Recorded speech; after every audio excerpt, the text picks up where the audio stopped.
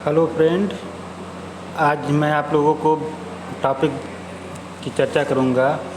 Topic है बाज़ार विफलता या मार्केट फेल्योर। मार्केट फेल्योर का मतलब होता है कि अगर बाज़ार का परफॉर्मेंस ऑप्टिमम नहीं है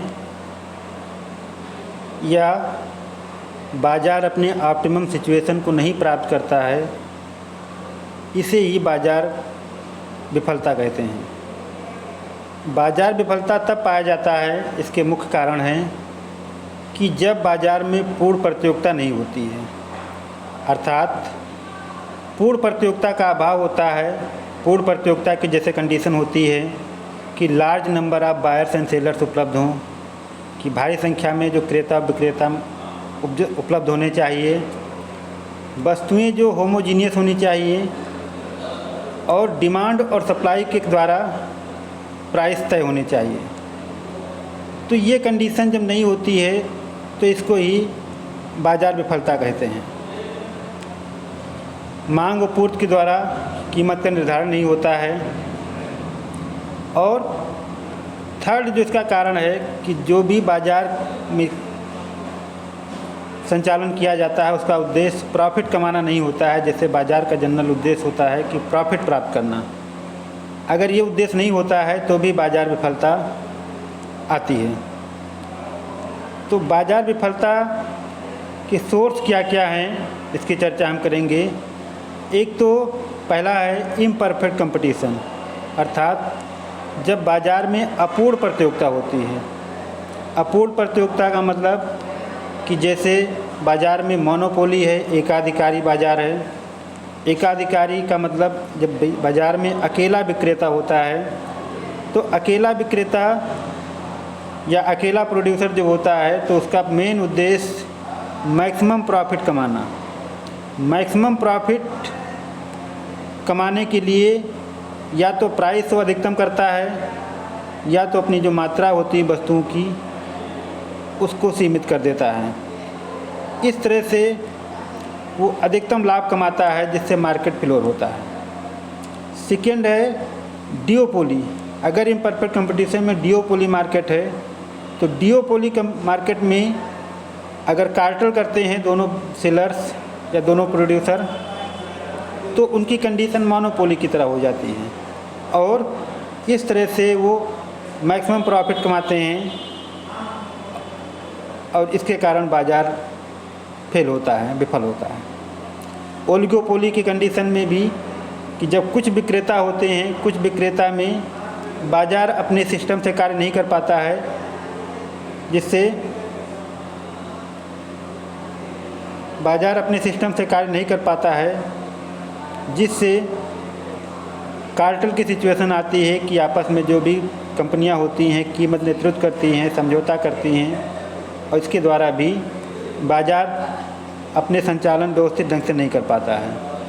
और इम्परफेक्ट कंपटीशन का चौथा होता है मोनोपोलिस्टिक कंपटीशन, की कंपनियां जब होती हैं कुछ हद तक उनको एकाधिकारी सख्त मिली होती हैं और कुछ हद तक कंपटीशन भी होता है, रियल वर्ल्ड में ज़्यादा देखा जाता है। इसमें भी मार्केट फेल्योर होने की संभावना रहती है।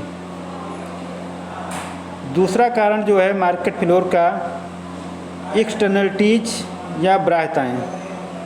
बाह्यताओं का मतलब होता है कि हम जो भी इकोनॉमिक एक्टिविटी करते हैं उसके साथ साथ कुछ बाहरी चीज़ें होती हैं जो हमको प्रभावित करती हैं, जिसके कारण मार्केट का सिस्टम व्यवस्थित ढंग से संचालित नहीं हो पाता है। एक्सटर्नलिटीज दो प्रकार की होती हैं, एक होती है पॉजिटिव एक्सटर्नलिटीज, एक होती है नेगेटिव एक्सटर्नलिटीज।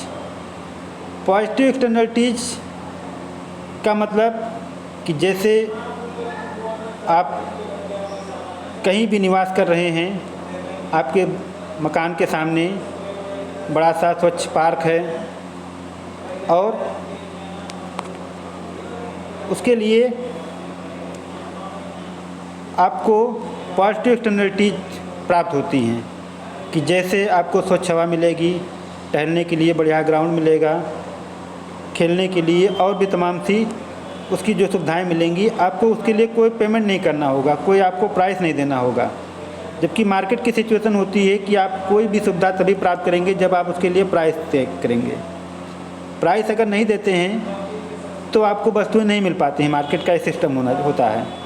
लेकिन एक्सटर्नलिटीज़ में होता है कि आपके घर के सामने एक बड़ा सा पार्क है तो आपको सुविधाएं मिलेंगी, परंतु आप उसका कोई प्राइस नहीं देंगे।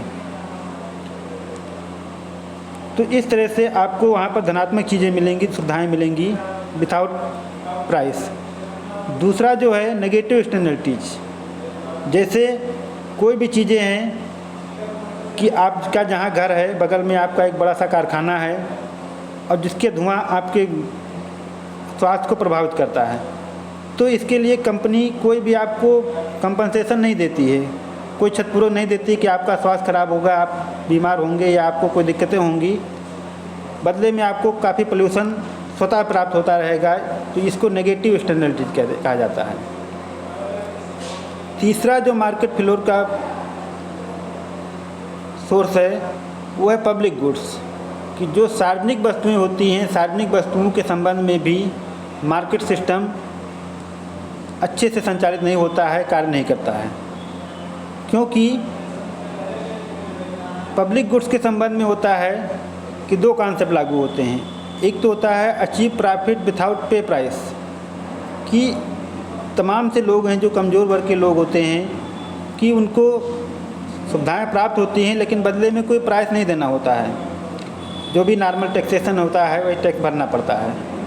तो जो भी सोशल सर्विसेज होती हैं जनरल सभी पब्लिक को, कमज़ोर वर्ग को विशेष सुविधाएं और मिलती हैं गवर्नमेंट की तरफ से, उसके लिए कोई डायरेक्ट आपको प्राइस नहीं देना होता है। सेकेंड जो होता है कि पे प्राइस या टैक्स विदाउट पब्लिक सर्विस, कि कुछ लोग होते हैं, कुछ वर्ग को वो टैक्स तो अदा करते हैं, उसका प्राइस देते हैं, लेकिन बदले में विशेष सर्विसेज नहीं मिल पाती हैं। तो इस तरह से यहाँ भी मार्केट का सिस्टम सही से लागू नहीं होता है, कि जहाँ पर जैसे मार्केट का सिस्टम होता है कि आप तभी सुविधाएं प्राप्त करेंगे जब बदले में आप प्राइस पे करेंगे। तो यहाँ पर कि आप कुछ को प्राइस सुविधाएं मिल रही हैं लेकिन बदले में प्राइस नहीं देना होता है डायरेक्ट, और कुछ को प्राइस या टैक्स देना पड़ता है, उसके बदले में उनको सर्विसेज नहीं मिलती हैं पर्याप्त मात्रा में। तो इस तरह से पब्लिक गुड्स के संबंध में भी मार्केट फेल्योर या बाजार असफलता लागू होती है। और चौथा जो कारण होता है protection from exploitation. Protection from exploitation जैसे बाज़ार का जो सिस्टम होता है कि हम जो भी संसाधन हैं वो कम से कम कीमत पर प्राप्त करें। तो जब सरकार प्रोटेक्शन ऑफ एक्सप्लॉयटेशन लागू करती है कि जो शोषण के विरुद्ध तमाम से अधिकार देती है कि कोई किसी का शोषण न कर पाए, तो इस संबंध में भी जैसे बाल श्रम, काम के घंटे निश्चित करना और अतिरिक्त काम के बदले अतिरिक्त आपको वेतन देना या पेमेंट करना, तो इस तरह से कि बाल श्रमिक का निषेध, जैसे मार्केट जो है कम कीमत पर बाल श्रमिकों को रखना चाहता है लेकिन उसके लिए सरकार प्रोटेक्शन देती है, काम के घंटे निश्चित करती है। मार्केट का सिस्टम कहता है कि हम अधिक से अधिक घंटे कार्य के बदले पेमेंट करवाएं, लेकिन सरकार इसके लिए प्रोटेक्शन देती है। तो यहाँ भी मार्केट का सिस्टम नहीं लागू होता है, बाजार विफलता कहलाती है।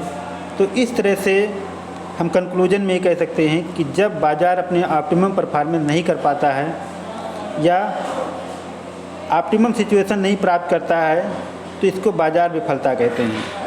ये तभी होता है जब बाज़ार में पूर्ण प्रतियोगिता नहीं होती है, मांग और पूर्ति के द्वारा कीमत का निर्धारण नहीं होता है और अधिकतम लाभ के उद्देश्य से बाज़ार कार्य नहीं करता है। इसके मुख्य रूप से 4 कारण होते हैं। एक तो मार्केट फेल्योर का कारण होता है इम्परफेक्ट कंपटीशन। अगर बाज़ार में अपूर्ण प्रतियोगिता है तो वहाँ पर बाज़ार विफलता होती है। एक्सटर्नलिटीज होती हैं, अगर बाहरी चीज़ें आपके जीवन को प्रभावित करती हैं तो इसकी वजह से बाज़ार विफल होता है। सार्वजनिक वस्तुएं पब्लिक गुड्स हैं, यहाँ भी मार्केट का सिस्टम नहीं लागू होता, मार्केट के नियम नहीं लागू होते हैं, बाज़ार फेल होता है। प्रोटेक्शन फ्रॉम एक्सप्लॉयटेशन के कारण अगर शोषण के विरुद्ध सरकार जो भी प्रोटेक्शन देती है, जो सुरक्षा देती है, यहाँ फिर बाज़ार असफल होता है, बाज़ार लागू नहीं होता है। धन्यवाद।